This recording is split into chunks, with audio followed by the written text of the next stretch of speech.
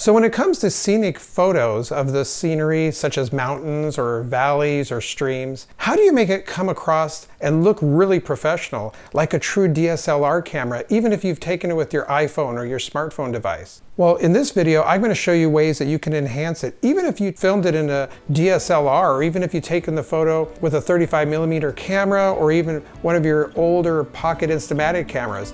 I will show you techniques to how to digitize and enhance any one of these, coming right up.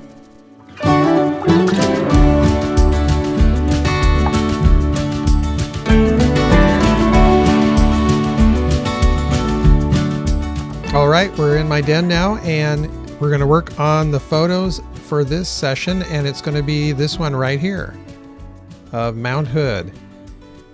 And I also got this one right here behind it, another picture of Mount Hood. Now this is they're both pictures of Mount Hood, but they're off of the road. This is called the roadside viewpoint. In fact, it's the Rockwood Viewpoint going up to Mount Hood, and I'll show you that here on a Google map if I can get the Google map up here.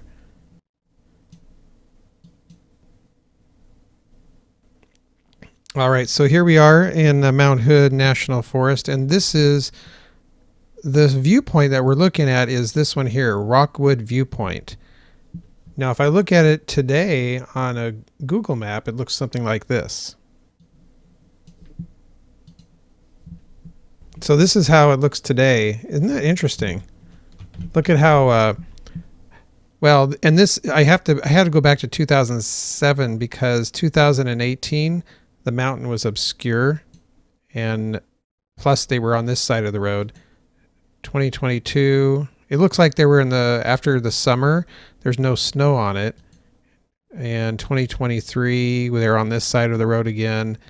2024, so it looked like they were there this year, but it's all obscured by fog. So really the best view, that's really the closest to the one I just showed you, is this one right here.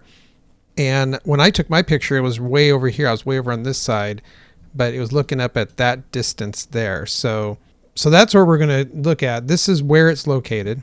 So in case you're interested in it, and we're going to restore both of these photos, this one and this one. And it's just actually this is the same photo. What happened to the other one? Oh, here it is.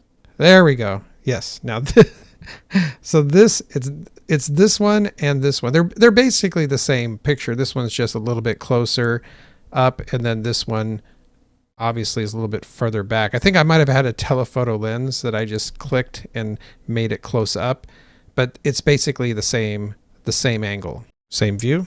Anyway, right. All right, so let's get into this. Let's do it. These should be pretty quick to edit, because first of all, I can do the cropping right in line with Photoshop, or not Photoshop, the Microsoft's photo previewer or photo app, this one here. So, okay, so first I'm going to crop. So we're going to crop this as well as we can. Now, there are actually some skewing going on here, so I could probably turn this a little bit. It's not going to matter too much to me if I crop some things out on this one, because it is a scenic view and I can bring back some stuff here in the sky. Okay, that's good for this one. I'm just going to save that photo, and then same over here. I'm going to crop this. So I'm going to crop this here, crop that there, crop that everywhere. All right, so now get that a little bit closer. I'm gonna crop into the sky a little bit. We don't need much of that sky. A little artificial artifact there. Okay, so now I'm going to bring. Let's start with this one here, 1227. All right, so here we are in Photoshop. I'm going to do my famous thing I love to use is my spot healer. We're going to get this corner up there, get this corner up here, blend that in down here, go all the way up as far as we can. Whoa, no. I gotta undo that. Just gonna feather that in. I don't need to go too crazy here. Yeah. Oh, missed a little spot there. All right, so now I'm gonna get all of the little, oh, I gotta get this corner over here too. All right, so now we have a good full picture. Right now we see a little artifact there. Some of these clouds might have been that way, but I'm just seeing what I think is imperfections in the photo. I'm zooming in here just so you can see right in the trees. There's some, these are probably some dust particles that got onto the picture before it was taken or before it was scanned. Usually it doesn't have anything to do with the development process for the photo, but it could.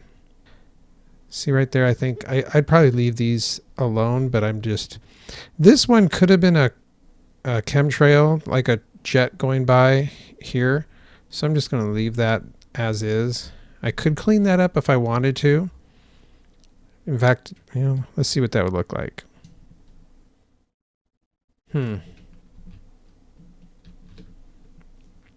With and without. With, without. With, without. What do you think? I don't know. Is it in my other photo? My close-up? No, it isn't. I'm going to leave it out just because I think it's just distracting. It's distracting me. Is it distracting you too? I don't know. All right, so now we got all of those blemishes cleaned up. Now what I want to do is I want to do some auto-toning. Auto-tone, it did bring up some blues, but it kind of washed it out. So I'm going to leave that. Actually, let me undo that. Auto color, ooh, no, not auto color. Auto tone, I'm going to leave that there. I'm going to go into the curves now, and I'm going to actually before I do that, I want to go into the exposure.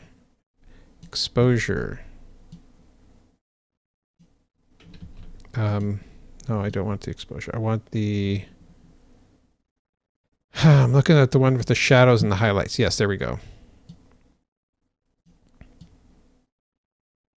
So right now I brought the shadows down quite a bit. Actually, I left it at 0. I don't think I can go to negative. No, it won't let me go to a negative value. So the highlights, though, what that's going to do is it's going to bring back the darkness of these mountains. But notice that it's now pixelating certain things. This starts looking like a painting.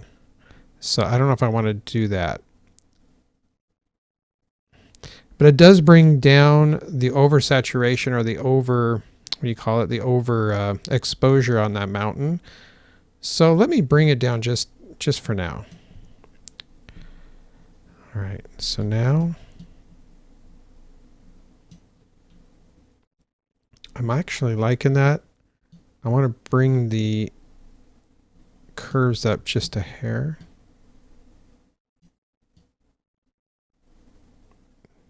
Now, you're probably saying, well, Steve, you just changed that. I know. But I'm trying to bring back a little bit of the light. A little bit of the light. There we go. I think I'll leave it off. Okay, so now notice I didn't change anything, or I'm changing the actual picture. I've made a copy before. So that's one of the things I want to mention is whenever you're modifying an original, you want to make sure you make a backup copy. Don't modify your originals. Always make a copy and then adjust the copy. What I was going to point out here is you see this, well, you can't see it because I'm in the way.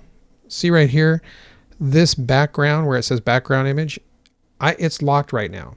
So if I click this, it'll unlock that. And then I can even do more things with this layer because it's just a standard layer. But if you had this locked, it may not allow you to do certain things because it's using this as it's determining it's a background layer. So what I want to do, or what I could do, is you could have created a duplicate layer here and then manipulated that layer. I chose not to do that just because I want to work with my original. I don't care that I'm messing up this because it's just a copy. So that's what I wanted to mention. So just keep that in mind when you're restoring these.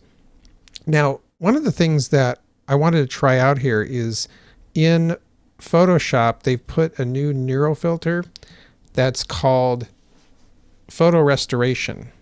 And it's right here and it's in beta. It's part of their AI features. It may not be able to enhance this photo, but I want to see if it can do it.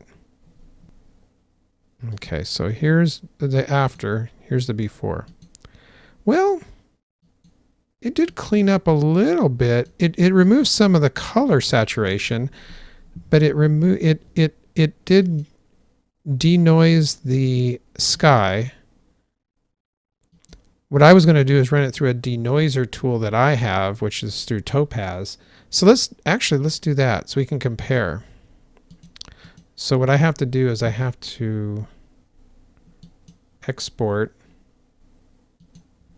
So now we're going to export this, what we just enhanced, as much as we could. Yeah. Oh, and then we want to reduce, because this is a picture of a picture, so I want to reduce the size so that if I run it through a gigapixel type product, it will hopefully pick it up and then figure out the algorithm. Okay. So now I'm going to close out of this in Photoshop. I'm going to, okay, so now I'm going to drop my mountain in here in the gigapixel and we'll see what it does. Wow. Look how much it brought back that mountain. That's incredible. It even cleared up the sky a little bit. Oh, you know, and what? I didn't save the Photoshop version of this, but I think Gigapixel is actually doing a lot better. It not only cleaned it up, but I think there are some artifacts in here from Adobe's version of it. So I'm just going to go ahead and click this as is. We're going to save this. So now we have a newer version that's updated with the resolution. Let's take a look at it. The question is, do we need to clean up the sky at all? I don't know. I don't think so. I almost was going to, but now with when I see the final result, I'm like, you know, this is pretty good. It brought back some of the trees here, but the main thing was the mountains in the sky. So if we compare both of these to what was there before, so let me grab that one. So the one on the left was our original, and the one on the right is the enhanced. Wow, what a difference, huh? That is awesome. What do you guys think? Before and after.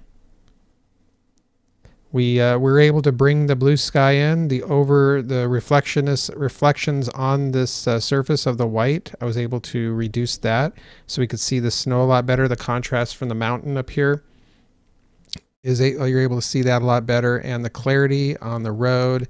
All of the texture of this road is more clear. This looks like more high definition of what we expect, and I think this is a good one. This is a good restore.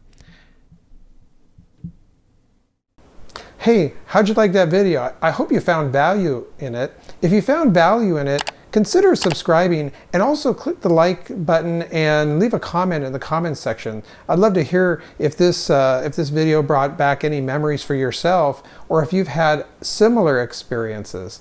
Also share with me what other videos you would like to see, other enhancements that you would like to figure out, or if you're struggling with something, let me know in the comments section below and maybe we'll use those on a future episode. All right, until next time, this is Steve Klein saying live life to the fullest, and I'll see you in the next episode.